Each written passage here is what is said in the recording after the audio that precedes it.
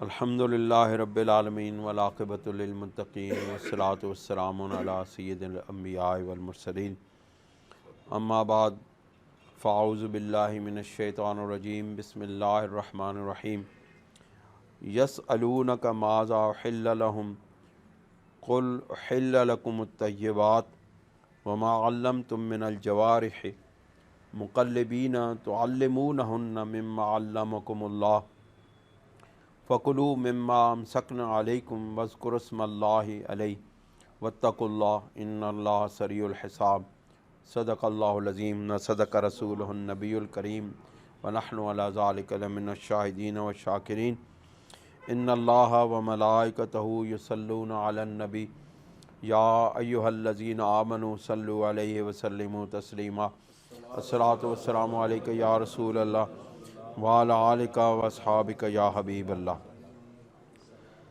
اس سے پہلی آیات میں حلال اور حرام کے متعلق بیان ہوئے، مسائل بیان ہوئے، احکامات بیان ہوئے۔ اب ایک سوال کا جواب دیا جاتا ہے۔ اللہ کریم ارشاد فرماتے ہیں یسألونک ماذا احل لہم، اے میرے محبوب صلی اللہ علیہ وسلم، یہ لوگ آپ سے پوچھتے ہیں کہ ان کے لیے کون کون سی چیزیں حلال کی گئی ہیں۔ قل احل لکم الطیبات، اے میرے محبوب صلی اللہ علیہ وسلم آپ ارشاد فرما دیں کہ تمہارے لیے وہ تمام پاکیزہ چیزیں حلال کی گئی ہیں۔ اللہ رب العزت نے جو حرام کی جانے والی چیزیں ہیں وہ اس سے پہلے بیان کر دیں کہ تمہارے لیے مردہ حرام ہے، خون حرام ہے، خنزیر کا گوشت حرام ہے، جس پر اللہ کا نام کے علاوہ کوئی اور نام لیا جائے وہ حرام ہے، اور گلا گھونٹ کے مرنے والا جانور حرام ہے، چوٹ سے مرا ہوا حرام ہے، اوپر اونچائی سے نیچے گر کر مرنے والا حرام ہے، سینگ لگنے سے مرنے والا حرام ہے، درندے کا چیرا پھاڑا کھایا ہوا حرام ہے، اور ماں سوائے ان جانوروں کے جن کو اس حالت میں آپ نے ذبح کر لیا ہو، اور بتوں کے تھانوں پر ذبح کی جانے والی بھی جانور حرام ہیں، اور جن گوشت کو آپ قسمت کے تیروں سے تقسیم کریں وہ بھی حرام ہے۔ یہ ساری چیزیں حرمت کی گنتی کر کے اللہ نے بتا دی، لیکن حلال کے لیے اللہ رب العزت نے کسی بھی چیز کو نامینیٹ نہیں کیا، بلکہ ایک وسیع البنیاد اصول بیان کر دیا کہ اے میرے محبوب آپ فرما دیں احل لکم الطیبات، کہ ہر وہ چیز جو پاک ہے، یعنی کہ جو ظاہری طور پہ بھی اس کے اندر نفاست ہے، پاکیزگی نظر آتی ہے، اور باطنی طور پہ بھی پاک ہے، وہ چیزیں تمہارے لیے حلال کر دی گئی ہیں۔ آپ دیکھیں، مثال لے لیں، آپ سور کو حرام کیا گیا ہے۔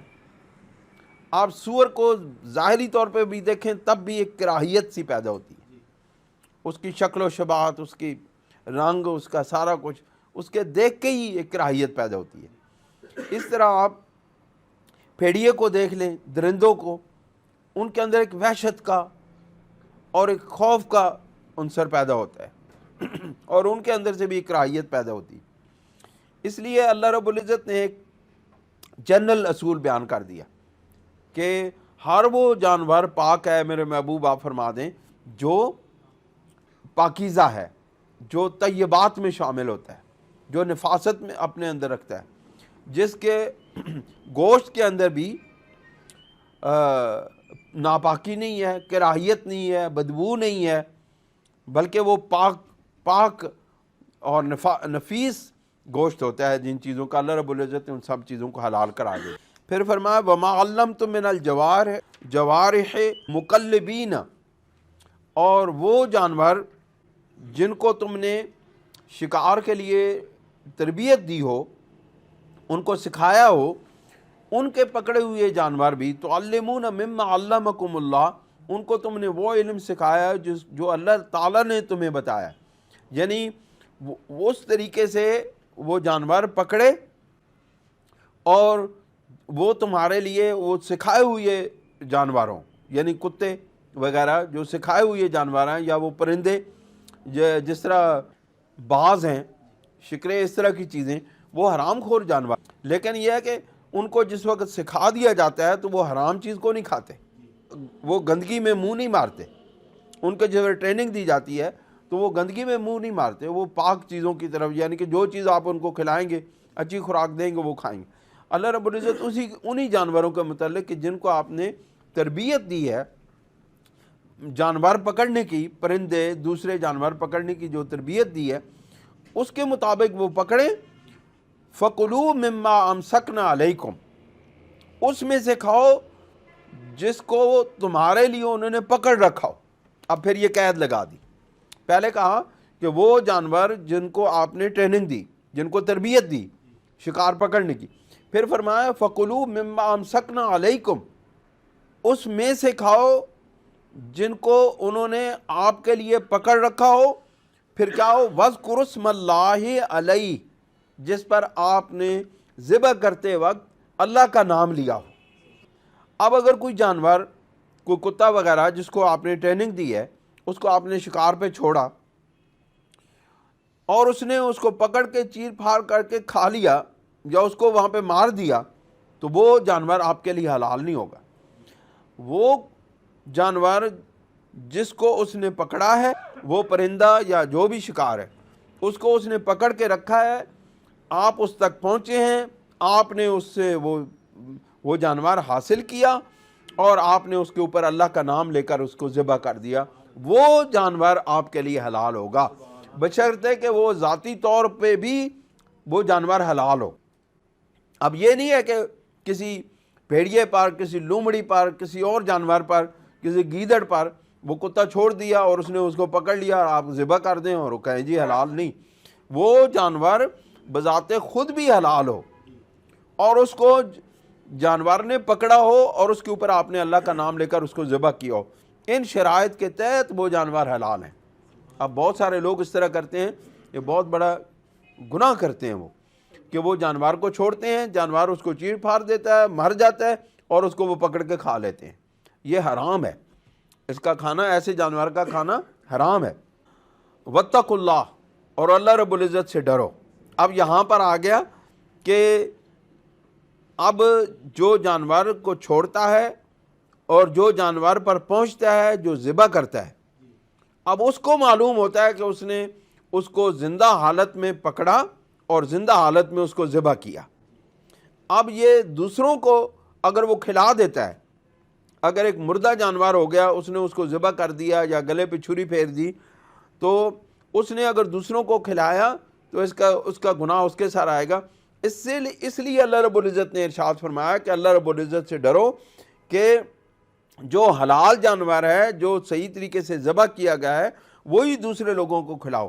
اب یہ نہیں ہے کہ حرام کھلا دو دوسروں کو، اس لیے یہاں پہ اللہ رب العزت نے یہ ارشاد فرمایا وَاتَّقُوا اللَّهَ، اور اللہ رب العزت سے ڈرو۔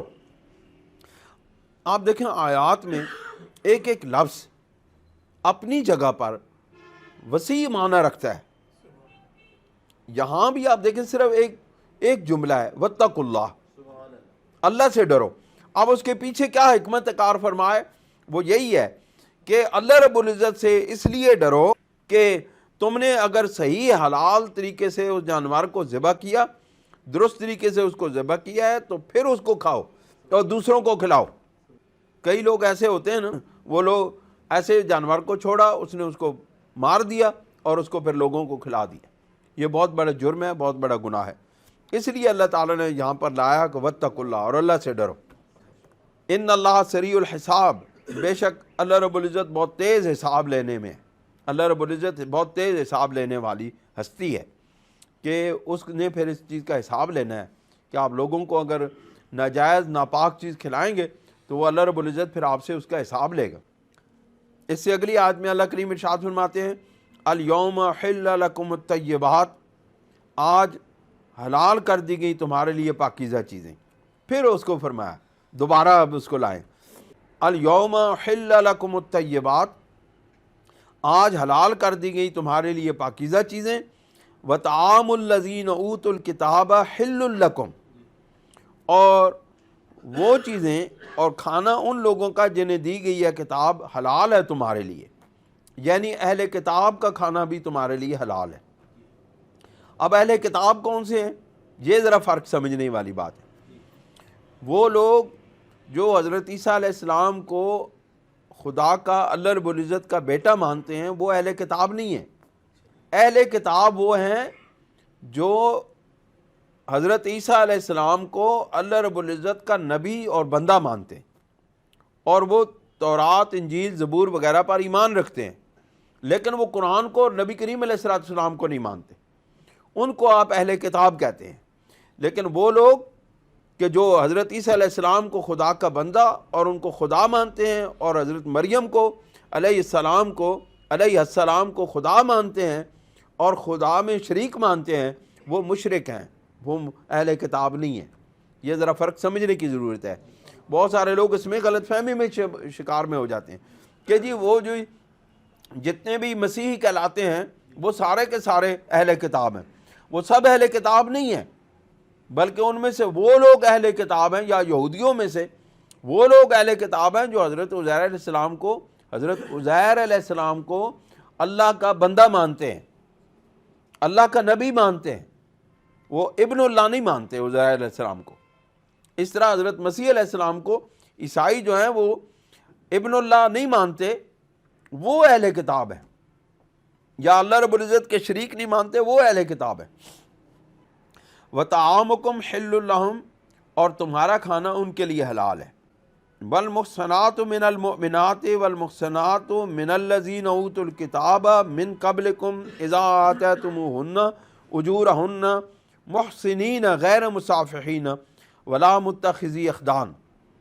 اب وہ کھانے کی پاکیزگی سے اب کردار کی پاکیزگی کی طرف آ رہے ہیں، یعنی عقل حلال اور اب صدق کردار، صالحیت بھرا کردار، پاک کردار، یعنی ظاہر بھی پاک ہونا چاہیے اور باطن بھی پاک ہونا چاہیے۔ باطن کی پاکیزگی حلال رزق سے آتی ہے، اور ظاہری اعمال کی پاکیزگی آپ کے ظاہری کردار سے آتی ہے۔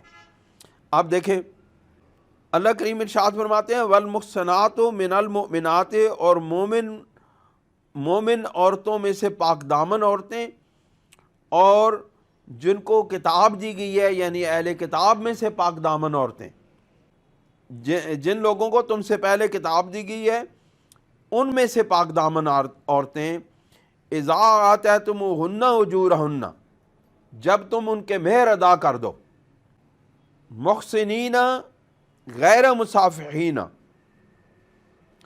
ان کے پاک باز بنتے ہوئے تم ان کے مہر ادا کر دو، نہ کہ بدکاری کرتے ہوئے، یعنی ان کے مہر ادا کرنا ہے ان کو پاک باز بنانے کے لیے، پاکی اختیار کرنے کے لیے، پاکیزہ زندگی اختیار کرنے کے لیے، نہ کہ بدکاری کے لیے۔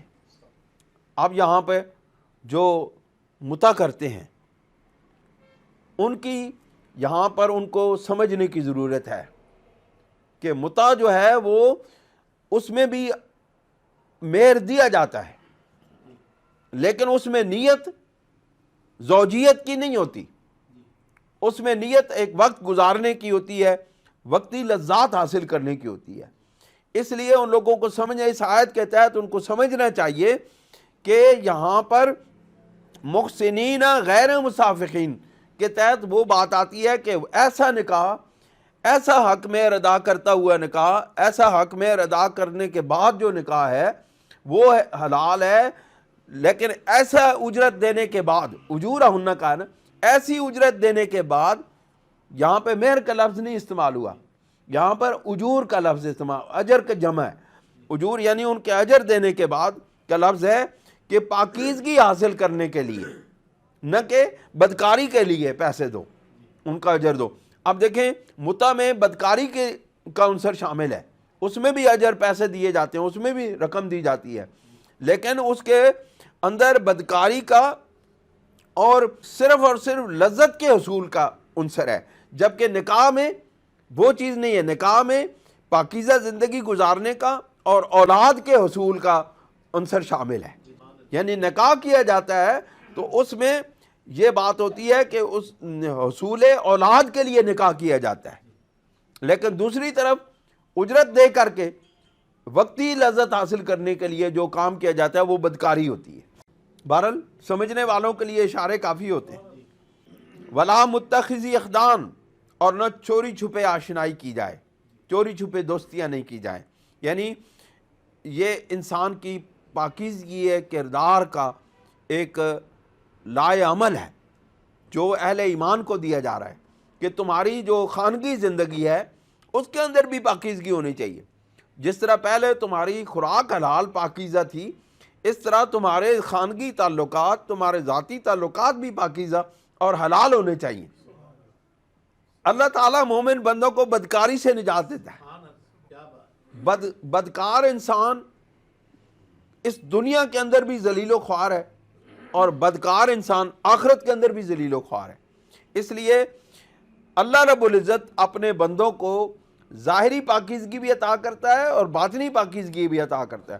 وہ اس معاشرے کے اندر رہتے ہوئے بھی اس کو پاکیزہ بنانا چاہتا ہے کہ یہ جس معاشرے میں رہتا ہے اس کے کردار کے حوالے سے لوگ اس کو پہچانیں اور اس کی عزت کی جائے۔ وَمَن يَكْفُرْ بِالْإِيمَانِ فَقَدْ حَبِطَ عَمَلُهُ وَهُوَ فِي الْآخِرَةِ مِنَ الْخَاسِرِينَ، اور جو انکار کرتا ہے ایمان کا، یعنی جو ان احکامات کا انکار کرتا ہے وہ ایمان کا انکار کرتا ہے نا در حقیقت، کیونکہ اللہ رب العزت کے احکامات کو ماننا اور رسول کریم صلی اللہ علیہ وسلم کے احکامات کو ماننا ہی در حقیقت ایمان ہے۔ جو ان سے انکار کرتا ہے وہ گویا کہ ایمان کا انکار کرتا ہے۔ تو اللہ رب العزت اسی کو بیان کرتے ہیں، اور جو انکار کرتا ہے ایمان کا فقد حبط عملہ، تو پس تحقیق ضائع ہو گئے اس کے اعمال، اس کے عمل ضائع ہو گیا۔ وَهُوَ فِي الْآخِرَةِ مِنَ الْخَاسِرِينَ، اور وہ آخرت میں بھی گھاٹا پانے والوں میں سے، نقصان اٹھانے والوں میں سے ہوگا۔ یعنی عمل جو ضائع ہو گئے، ایمان بھی گیا، انکار کیا۔ وَمَن يَكْفُرْ بِالْإِيمَانِ، جس نے ایمان کا انکار کیا یعنی احکامات الہی کا انکار کیا، اب وہ عقیدے کے اعتبار سے بھی کافر ہو گیا، اعمال دنیا کے اندر ضائع ہو گئے اس عقیدے کی بنیاد کے اوپر جو کفر کے اوپر منتج ہوا تھا، وہ بھی ضائع ہو گئے۔ تو پھر کیا ہوا؟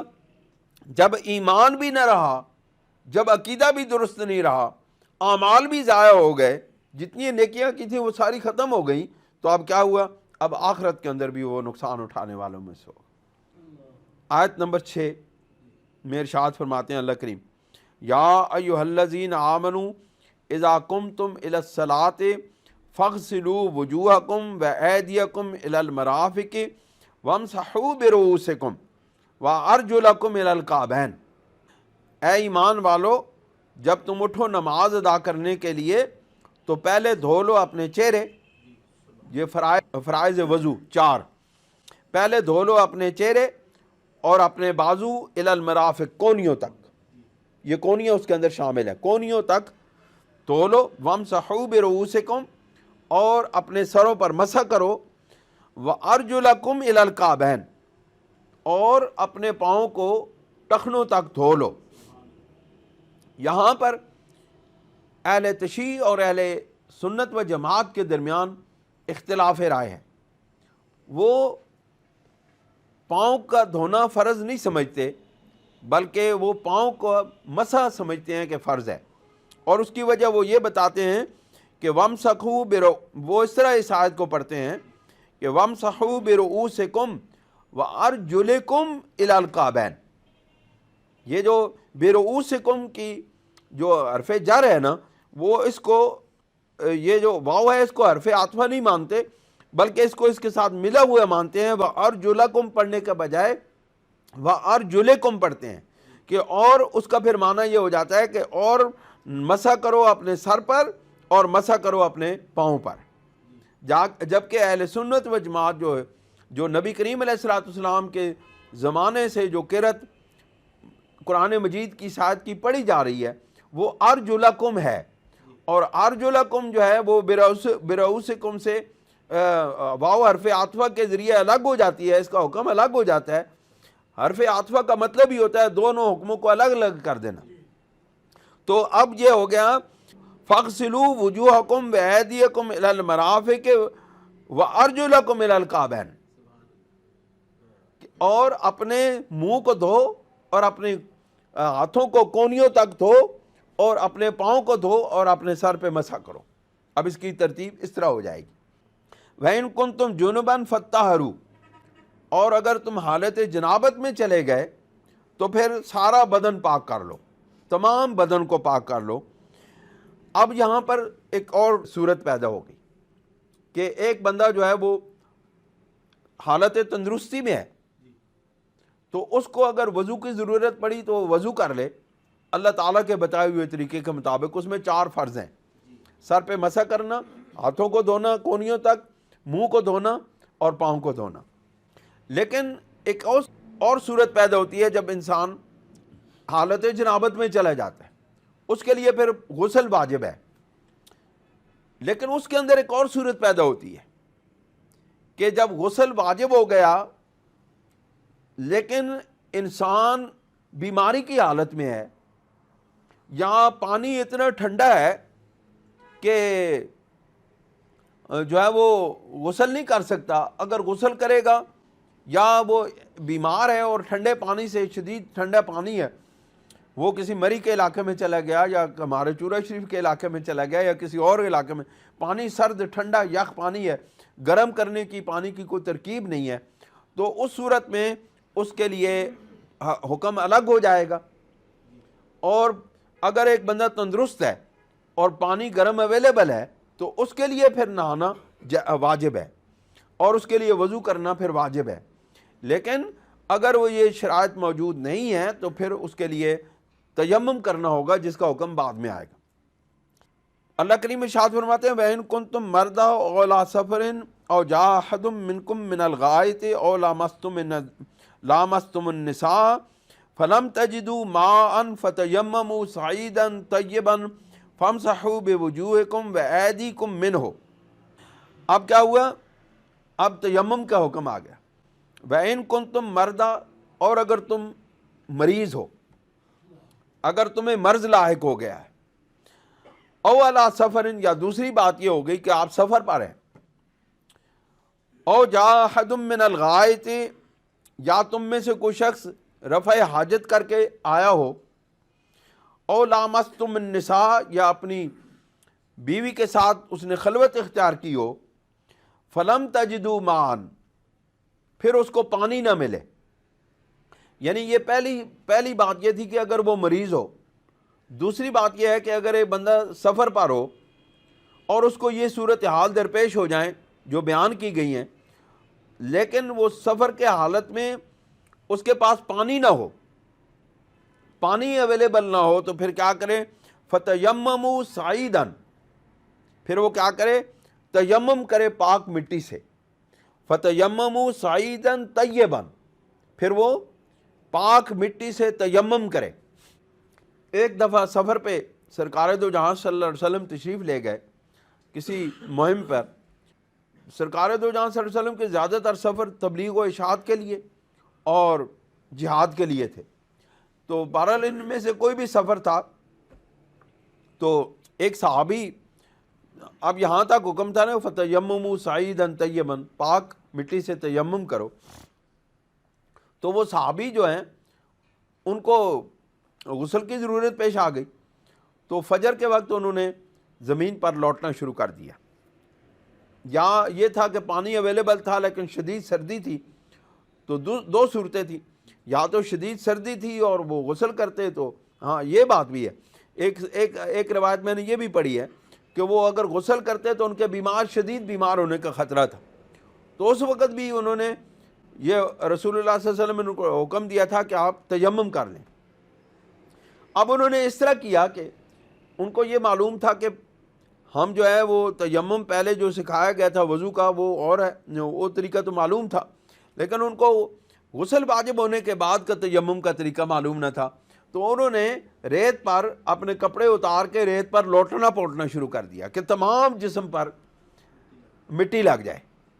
تو لیکن اب تیمم کا حکم پورے طریقے سے آ گیا، پوری تفصیل کے ساتھ آ گیا۔ وہ کیا؟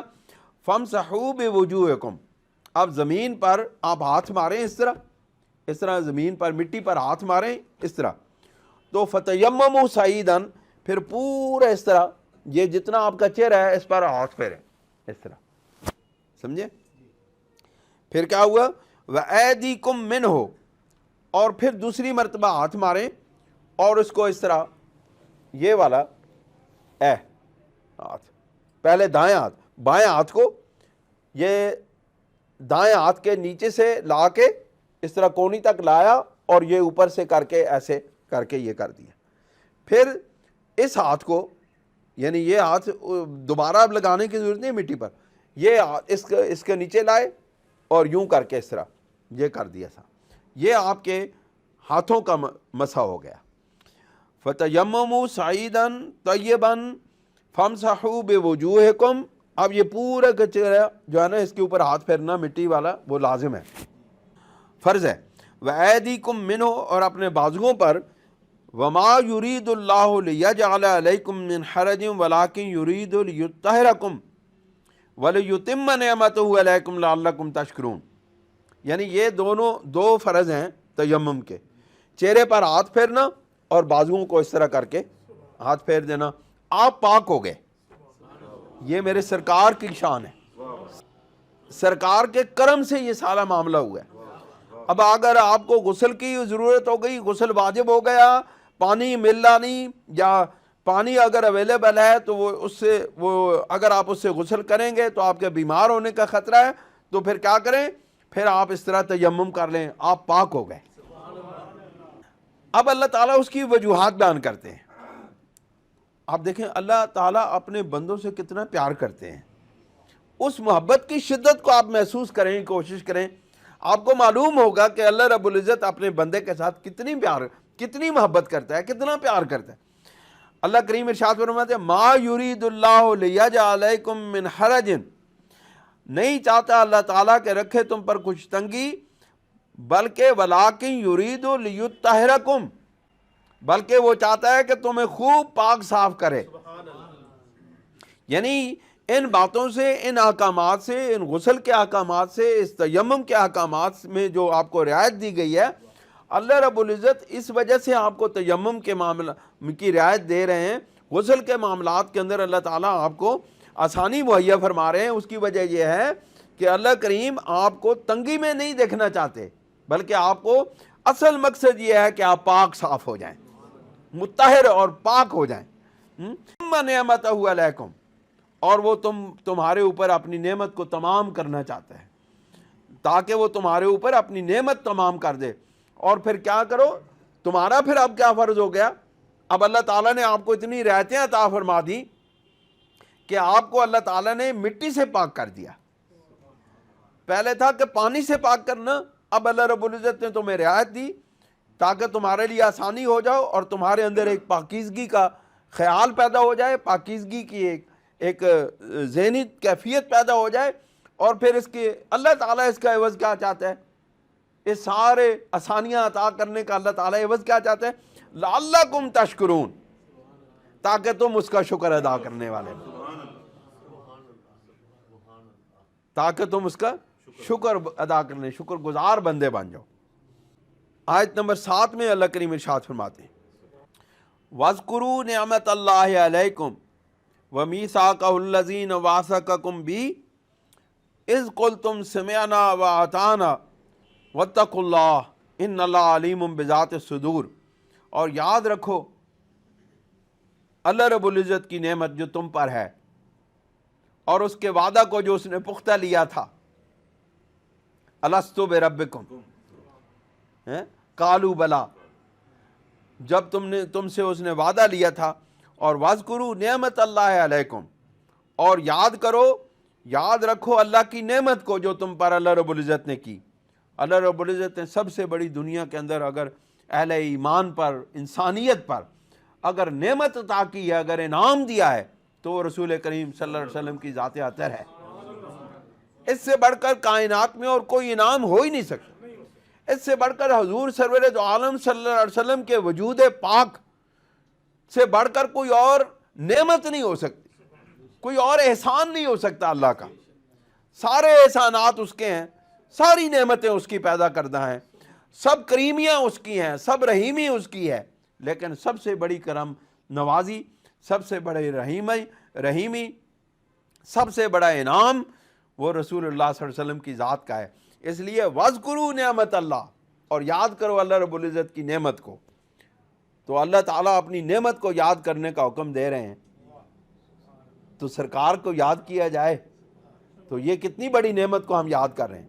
یعنی اللہ تعالیٰ جب انعامات کو یاد کرنے کا حکم دے رہے ہیں تو اس کا مطلب ہے کہ ہم سب سے بڑے انعام کو یاد کریں، تو اس کا مطلب ہے اللہ تعالیٰ ہم سے راضی ہوتے ہیں۔ وَمِيثَاقَهُ الَّذِينَ وَاثَقَكُم بِهِ، اور اس وعدہ کو یاد کرو جو اس نے تم سے پختہ لیا تھا، اور ایک اس نے براہ راست وعدہ لیا تھا اور اس نے ایک انڈائریکٹ وعدہ لیا تھا۔ براہ راست وعدہ تو یہ تھا کہ میں کیا تمہارا رب نہیں ہوں؟ ہم سب نے کہا تھا قالوا بلا، کیوں نہیں ہمارا رب، آپ ہی ہمارے رب ہو۔ لیکن ایک اور وعدہ اس نے لیا تھا، وَإِذَا أَخَذَ اللَّهُ مِيثَاقَ النَّبِيِّينَ لَمَا آتَيْتُكُمْ، یعنی کہ اس نے نبی کریم علیہ السلام کے متعلق جو ہم سے وعدہ لیا وہ انبیاء کے وسیلے سے لیا۔ دو وعدے لیے نا، یہاں پہ میثاق کا ہے، میثاق کا حکم ہے، وَمِيثَاقَهُ الَّذِي وَاثَقَكُم بِهِ، اور اس کے وعدہ کو جو اس نے پختہ لیا تم سے۔ تو کیا وعدہ؟ دو وعدے لیے تھے نا، ایک تو اقرار کروایا تھا، اور دوسرا اقرار اور دوسرا وعدہ لیا تھا کہ جب میرا نبی تمہارے پاس آئے تو تم اس کی مدد کرنا اور اس کے ساتھ ایمان لانا۔ تو یہ انبیاء کے وسیلے سے اللہ رب العزت نے ہم سے دو وعدے لیے، ایک وعدہ لیا براہ راست اور ایک وعدہ لیا انبیاء کے وسیلے سے۔ اس کا یہ مطلب ہے کہ اللہ تعالیٰ کو براہ راست مانا جا سکتا ہے، لیکن رسول اللہ کو بوسیلہ انبیاء اور بوسیلہ اولیاء تسلیم کیا جانا چاہیے۔ اس لیے اللہ تعالیٰ اپنے نبی تک پہنچنے کے لیے انبیاء کے وسیلے کے ذریعے سے تسلیم کرواتا ہے کہ اے لوگو، جب میرا محبوب تمہارے پاس آئے تو تم اس پر ایمان لانا اور اس کے اوپر اور اس کی مدد کرنا۔ اذ قلتم سمعنا واطعنا، جب تم نے ہماری بات سن کے کہا تھا کہ ہم نے سن لیا اور ہم نے آپ کی بات کی، اے رب ذوالجلال، اطاعت کی، ہم نے مان بھی لیا، ہم نے سن بھی لیا، ہم نے مان بھی لیا کہ جب وہ نعمت ہمیں عطا ہوگی ہم اس پر ایمان لائیں گے اور اس کی مدد کریں گے۔ واتقوا اللہ، اور اللہ رب العزت سے ڈرو کہ جو وعدہ کیا تھا وہ وعدہ پورا کرو۔ اب میری وہ نعمت، میرا محبوب تمہارے پاس آ گیا ہے، اب اس پر ایمان لے کر آؤ۔ ان اللہ علیم بذات الصدور، بے شک اللہ رب العزت تمہارے دلوں کے بھید جانتا ہے، دلوں کی باتیں جانتا ہے، کہ اس وقت تو تم نے اقرار کیا تھا، اب اگر انکار کرو گے تو اللہ رب العزت تمہارے دلوں کے حال جانتا ہے کہ تم کس طرح اس کا انکار کرتے ہو۔ اس کے بعد آیت نمبر 8 میں اللہ کریم ہمیں ایک اور حکم سے سرفراز فرماتے ہیں۔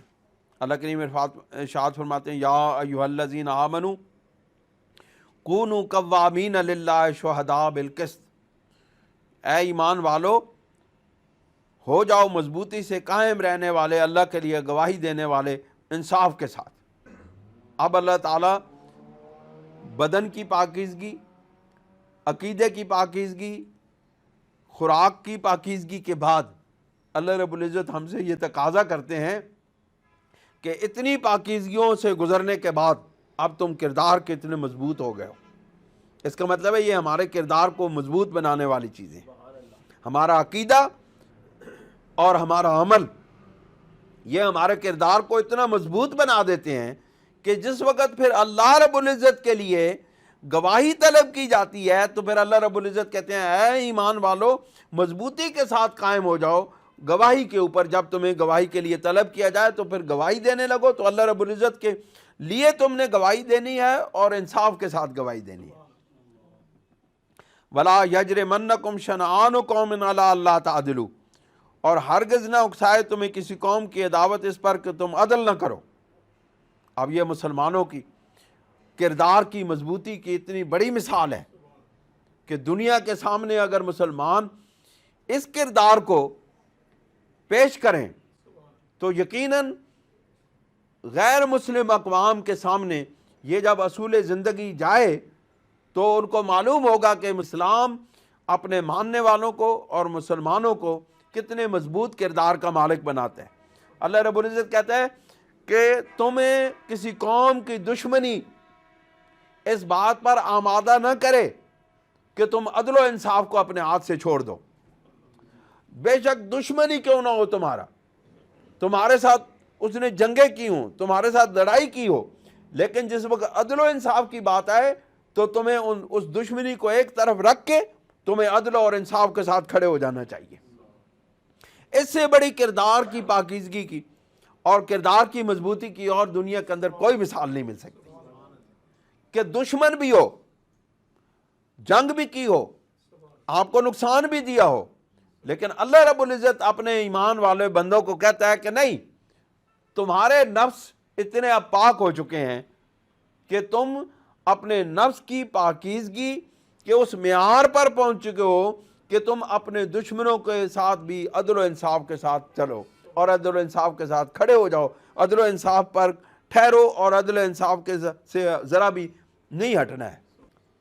آپ بتائیں ذرا مجھے ایک بات کہ اللہ رب العزت اہل ایمان کے نفسوں کی پاکیزگی کو اس معیار تک لے کے جاتا ہے کہ وہ دشمنوں کو بھی دشمن اس وقت تک سمجھیں جب وہ سامنے مقابلے کے لیے کھڑے ہوں، اور اس صورتحال کے اندر بھی عدل و انصاف کو قائم کریں، اور پھر جو رسول اللہ صلی اللہ علیہ وسلم کے تربیت یافتہ حضرات ہوں، جن کے نفسوں کو اللہ رب العزت کے محبوب نے اپنی صحبت پاک سے پاک کر دیا ہو، یعنی صحابہ کرام رضوان اللہ تعالی علیہم اجمعین، کیا ان کے درمیان جو محاربات ہوئے، ان کے درمیان جو مخالفتیں ہوئیں، ان کے درمیان جو اختلافات ہوئے، ان کے درمیان جو جنگیں ہوئیں، کیا وہ نفسانی خواہشات کے تحت ہوئیں؟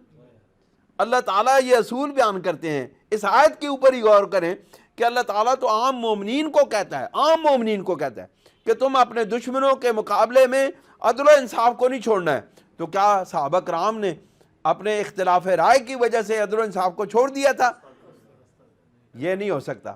کاش کہ مسلمان جو لا الہ الا اللہ محمد رسول اللہ پڑھتے ہیں وہ اس آیت مبارک کے اوپر غور کریں تو ان کو معلوم ہو جائے گا کہ یہ تو عام مومنوں کی شان ہے، صحابہ کی شان کتنی بلند ہوگی رضوان اللہ تعالی علیہم اجمعین۔ اے دلو، عدل کرو، ہوا اقرب للتقوی، اور وہ عدل جو ہے وہ تقوی کے زیادہ قریب ہے، قریب ترین چیز ہے۔ واتقوا اللہ، اور اللہ رب العزت سے ڈرو۔ ان اللہ خبیر بما تعملون، اللہ رب العزت بڑی گہرائی کی نظر سے تمہارے اعمال کو دیکھ رہا ہے۔ اللہ رب العزت کو وہ تم جتنے بھی اعمال کرتے ہو اس کی خبر ہے۔ کیا یہ آیت صحابہ کرام نے نہیں پڑھی تھی؟ صحابہ کرام نے یہ آیت ان کے اندر اتری تھی، صحابہ کرام نے اس آیت مبارکہ کو رسول اللہ سے سنا تھا، اس کو سمجھا تھا، تو پھر کیا وہ اللہ سے ڈرنے والے نہیں تھے؟ تو پھر ان کے درمیان جو اختلافات رائے ہیں ان کو نفسانی خواہشات کے اوپر کیوں محمول کیا جاتا ہے؟ ان کو اللہ رب العزت کے تقوی اور پرہیزگاری پر اور اللہ کے احکامات کو نافذ کرنے کے خیال کے ساتھ جو اختلاف رائے قائم ہوا ہے اس کے اوپر کیوں نہیں محمول کیا جاتا؟ اگر بندہ ان آیات کو سمجھے تو بہت سارے وہ گستاخیوں سے اور خاص طور پہ صحابہ کرام رضوان اللہ تعالی علیہم اجمعین کی گستاخیوں سے بچ سکتا ہے۔ پھر اللہ کریم مغفرتوں کی نوید سناتے ہوئے اگلی آیت میں، آیت نمبر 9 میں ارشاد فرماتے ہیں وعد اللہ الذین آمنوا وعملوا الصالحات لہم مغفرۃ واجر عظیم، کہ اللہ رب العزت کا وعدہ ہے ان لوگوں کے ساتھ جو ایمان لائے، وعملوا الصالحات، اور نیک اعمال کیے۔ کون سا وعدہ ہے؟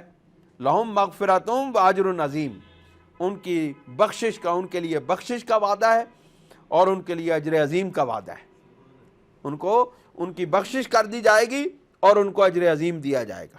اس کا مطلب ہے گناہوں کی بخشش ہو جائے گی اہل ایمان کا، اللہ نے وعدہ کیا ہوا ہے۔ آپ دیکھیں نا، وعد اللہ الذین آمنوا، وہ لوگ کہ جو ایمان لائے ان کے ساتھ اللہ کا وعدہ ہے، اور ان اللہ لا یخلف المیعاد، اللہ اپنے وعدوں کی خلاف ورزی نہیں کرتا۔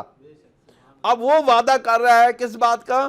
کس کے ساتھ؟ مومنوں کے ساتھ، ایمان لانے والوں کے ساتھ۔ جو سچے عقیدے پر قائم ہیں، اہل سنت و جماعت کے عقیدے پر قائم ہیں، وہ مومنین، وہ درست عقیدے پر چلنے والے ہیں، ان کے لیے اللہ رب العزت کا وعدہ ہے۔ اور وہ کون سا وعدہ ہے؟ لہم مغفرتن، کہ ان کے گناہوں کو تو معاف کر دیا جائے گا، ان کی مغفرت ہو جائے گی، ان کی بخشش ہو جائے گی، اور جو انہوں نے نیک کام کیے ہوئے ہوں گے وہ اجر و نظیم، اور ان کو اجر عظیم عطا کر دیا جائے گا۔ دو کام ہوں گے، غلطیوں کو معاف کر دیا جائے گا، گناہوں کو معاف کر دیا جائے گا۔ جو گناہ کیے وہ ختم ہو گئے، پیچھے رہ گئی نیکیاں، اب وہ نیکیاں بھی ضائع نہیں ہوتی، گناہ مٹ گئے، گناہ معاف ہو گئے، نیکیوں کا اجر مل گیا۔ تو ایمان کا کتنا فائدہ ہوا، عقیدے درست ہونے کا کتنا فائدہ ہوا، ایمان لانے کا کتنا فائدہ ہوا کہ بدعمالیاں ساری ختم، گناہ سارے ختم، مغفرتیں ہو گئیں، بخششیں ہو گئیں، اور جو نیکیاں چند کی تھی نا ان کا بھی اجر دے کے اللہ تعالیٰ کہتا ہے اوپر چڑھتے چلے جاؤ، جنت کے جہاں تک تم جا سکتے ہو جاؤ، اللہ ان کے درجات بلند کر دیتا ہے۔ والذین کفروا وکذبوا بآیاتنا اولئک اصحاب الجحیم، اور دوسری طرف وہ لوگ کہ جنہوں نے کفر کیا، 10 نمبر آیت، وہ لوگ کہ جنہوں نے کفر کیا اور جھٹلایا ہماری آیتوں کو، وہی لوگ ہیں دوزخ میں جانے والے ہیں۔ آیت نمبر 11، اللہ کریم ارشاد فرماتے ہیں، یا ایھا الذین آمنوا اذکروا نعمت اللہ علیکم اذ ہم قوم ان یبسطوا الیکم ایدیہم فکف ایدیہم عنکم۔ اب اللہ رب العزت ایک واقعہ کا بیان کرتے ہیں کہ جس وقت اے ایمان والو اللہ رب العزت کی اس نعمت کا شکر ادا کرو، اس نعمت کو یاد کرو جو تم پر ہوئی، جب پختہ ارادہ کر لیا تھا، اذ ہم قوم ان یبسطوا الیکم، جب پختہ ارادہ کر لیا تھا ایک قوم نے کہ بڑھائیں تمہاری طرف اپنے ہاتھ، یعنی جنگ کے لیے تیاری ہو گئی تھی، جنگ احزاب ہے شاید، جنگ احزاب میں پوری طرح تیاری ہو گئی، لشکر حملہ آور ہونے لگا پوری تیاری کے ساتھ، یعنی کہ حملہ آور ہو گیا، مسلمانوں نے خندق کھود کے اپنے دفاعی لائن قائم کر لی۔ اللہ کریم اس کے متعلق کی ارشاد فرماتے ہیں، فَكَفَّ أَيْدِيَهُمْ عَنْكُمْ، اللہ رب العزت نے ان کے ہاتھوں کو تمہاری طرف بڑھنے سے روک لیا۔ اس کا مطلب ہے ایمان کامل ہو تو دشمن تمہارے سر پر بھی اگر چڑھ آئیں تو اللہ تعالیٰ ان کو شکست دے دیتا ہے۔ وَاتَّقُوا اللَّهَ، اور اللہ رب العزت سے ڈرو، وَعَلَى اللَّهِ فَلْيَتَوَكَّلِ الْمُؤْمِنُونَ، اور اللہ ہی پر بھروسہ کرنا چاہیے ایمان والوں کو۔ اللہ تعالیٰ ہمیں عمل کی توفیق عطا فرمائے۔ وآخر دعوانا ان الحمد للہ رب العالمین۔ جزاک اللہ جی۔